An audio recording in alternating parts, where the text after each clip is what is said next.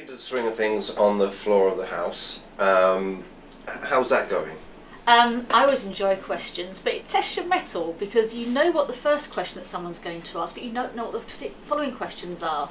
They just have to be related in some way to the first, so you can be up and down, and you have to think quick. You've got your notes in front of you, but you can't look at notes when you're speaking so quickly. So, yeah, I enjoy it. But if you're asking a question at certain times during, say, Prime Minister's questions, and it's a huge hubbub, it must be trying to ask a question in the middle of rush hour. It's incredible, and curiously, for all the departments I've been in, my questions have always been the Wednesday slot just before Prime Minister's questions when I was in Northern Ireland, Department of Communities and Local Government, and now in the Cabinet Office I've got the Wednesday slot again.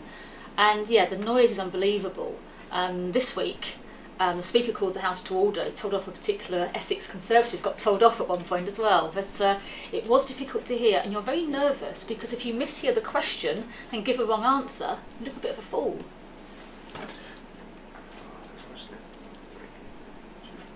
But there have been several issues that you've been concerned about. One of them, I believe, to do with bogus collections. Is that right? That's right. One of the questions I had on Wednesday, and a very good question in terms of the issue, was the sacks that get delivered to people's homes by charities in most cases, wanting to collect clothes and bric-a-brac, which they can use in the charity shops and they can sell on.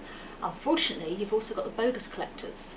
And the ones that are collecting for private business, that's fine because they say on them what they are. But there's the ones that try to pretend they're charities and try and con people into giving clothes, bric-a-brac, toys, whatever, which they think are going to charity and then being sold off for private profit. It's outrageous. So we're running a big awareness campaign to let people know, just look at the sack and what it says. If it's Oxfam, Salvation Army, Save the Children, you know it's genuine. And there'll be local ones as well, but there are some that try and hide what they are. Is it a point that you're back in Parliament, doing your job as a minister, but do you not have one eye on going through the gears for an election?